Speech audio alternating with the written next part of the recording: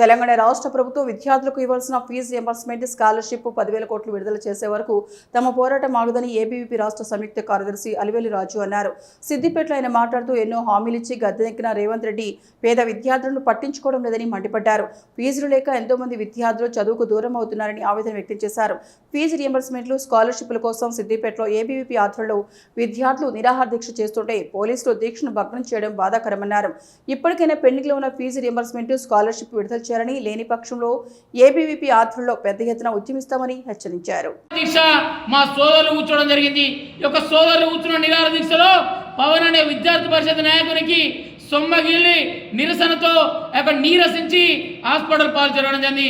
ఇలాంటి ఈరోజు జరిగినా కూడా ఏబీపీ ఎక్కడ వెనుకాడదు. మాకు వచ్చే ఫీజు రియంబర్స్మెంట్ వచ్చేంత వరకు పేద విద్యార్థికి వచ్చే 10,000 కోట్లు ఫీజు రియంబర్స్మెంట్ విడుదలయ్యేంత వరకు కూడా ఏబీపీ ఎన్ని ఉద్యమాలైనా స్వీకారం చుడుతుంది. నీ యొక్క ప్రభుత్వం యొక్క మెడలు వంచైనా సరే పేద విద్యార్థికి అందాల్సిన ఫీజు రియంబర్స్మెంట్ స్కాలర్షిప్లు అందేలా ఏబీపీ విద్యార్థుల పక్షాన పెద్ద ఉద్యమాన్ని స్వీకరిస్తుంది. ఇప్పటికైనా ఏదైతే ఈ యొక్క రాష్ట్ర ప్రభుత్వానికి కనువిప్పు కలిగేలా విద్యార్థి పరిషత్ పెద్ద ఎత్తున ఉద్యమాలు స్వీకరిస్తుంది. విద్యార్థి మిత్రులారా, పేద తల్లులారా, ఒకటే విన్నపం చేస్తున్నా, కాంగ్రెస్ పార్టీకి ఓటేస్తే ఫీజు రియంబర్స్మెంట్ వస్తా అనుకున్నాం. కాంగ్రెస్ పార్టీకి ఓటేస్తే నీ కొడుకు బిడ్డ చదువుతారు అనుకున్నాం. కాంగ్రెస్ పార్టీకి ఓటేస్తే నీ యొక్క కొడుకు బిడ్డకు ఫీజు రియంబర్స్మెంట్ వచ్చి రూపాయి కట్టుడు అవసరం లేదనుకున్నాం. కానీ నేడు యొక్క కాంగ్రెస్ గవర్నమెంట్ పేదోని పొట్టగొడుతుంది. హైడ్రా పేరుతోటి పేదోని ఇలుగులుస్తుంది. పేద విద్యార్థికి ఫీజు రియంబర్స్మెంట్ ఇక పేద విద్యార్థిని రోడ్డు మీదకి తెచ్చే పరిస్థితి నెలకొంది.